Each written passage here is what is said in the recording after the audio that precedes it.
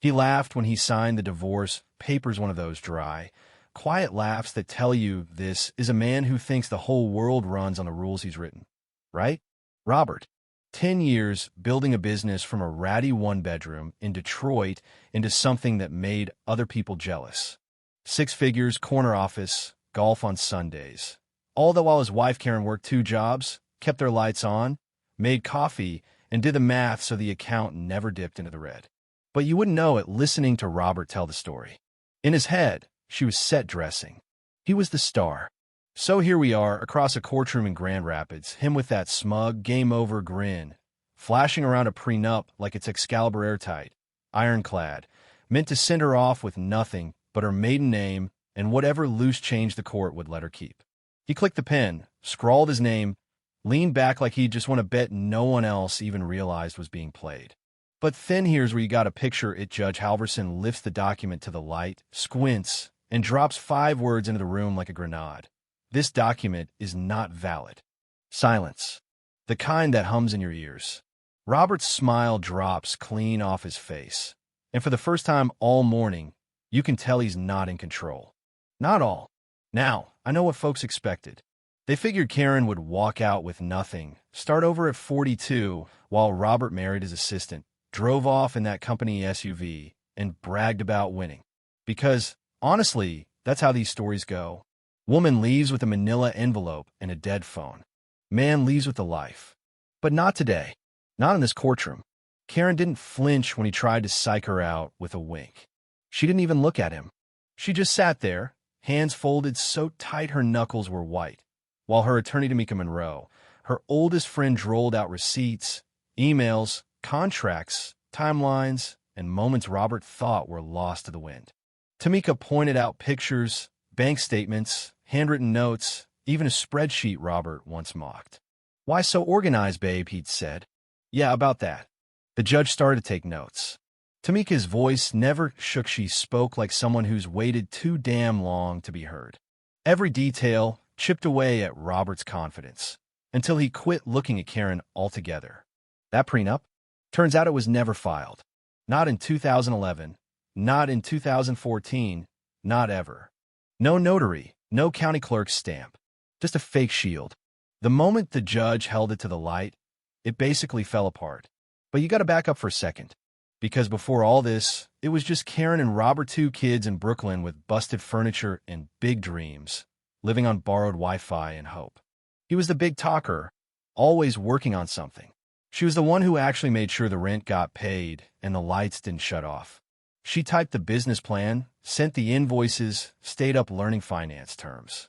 Robert liked to call himself the founder, but Karen's the reason the company didn't die in that first winter. She worked days at the diner, nights doing temp jobs. She didn't ask for credit, didn't care about her name being on paperwork. She believed, like a lot of us want to believe, that building something together meant when you made it, you both made it. But when the money started to roll in, she stayed invisible. Meetings went from living room tables to offices she wasn't allowed in. He stopped asking for her input, told her she was good at keeping things stable so he could focus on growth. So she kept things stable. Until they weren't. Then comes the envelope delivered by some guy who won't meet her eye. Brooklyn family court isn't glamorous. It's all chipped paint and the hum of bad lighting. The judge, Whitaker, looks like he's been here forever. Karen's hands are shaking, but Tamika's beside her, a quiet anchor. The opposing attorney, a real, slick type, reads out that Robert wants to enforce the prenup, give Karen nothing. Tamika stands, steady as ever, and says, "Your Honor, this document isn't legally executed. No witness, no notary, no county record. Might as well be a grocery list." You could feel the temperature drop. Levin, the defense, tries to bluff it off. Both parties signed. They knew the deal. Tamika just nods. Intent doesn't override law. Karen remembers the day they signed it in their tiny kitchen, just Robert, herself, and a penny told her it was just routine, that he'd handle the details. "You trust me, right?" he said. Famous last words. Now, here's the twist. Karen takes the stand, shaky at first, but as she talks, the words just start to flow. She tells them how she bought the company's first domain, found the accountant, emailed the first investor, prepped the pitch deck, and worked shifts around the clock so Robert could chase his dream. She wasn't behind the scenes, she was the scene. Then Tamika lays out the receipts emails with Karen's name, pitching investors, photos of her at launch parties, bank records showing her money going into the business. Even her sister, Yvette, steps up, voice trembling, but fear says Karen gave up everything for Robert, even turned down a scholarship to support him. Robert squirms, lawyers scribbling frantic notes. Then the CFO tries to say Karen wasn't around at the board meetings. Tamika just drops a meeting agenda, handwritten notes by Karen, confirmed by an expert. One by one, Robert's defense cracks. Tamika has got one more Carter response from the county clerk, stating flat out, no record of any prenup. Judge Whitaker reads it, slow and careful, then says there is no record of this prenup ever being filed. Not in 2014. Not in any year. You could hear a pin drop. Robert tries to argue loud, desperate. She didn't build that company, I did. The judge cuts him off.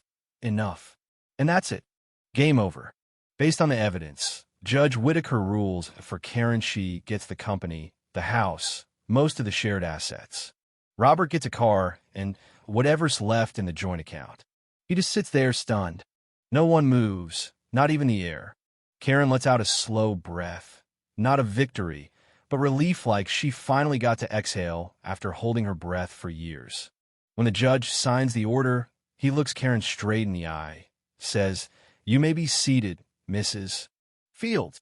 And just like that, it's done. People gather their things, file out, but Robert stays frozen, staring at the empty spot where his invincible prenup used to be. Karen stands, collect her old leather bag, same one she's used for every meeting, every errand, every late-night run to the store. She walks out, past the benches, out into the sunlight, not smiling, not crying, but different. Shoulders back, spine straight, like someone who finally got written back into their own story.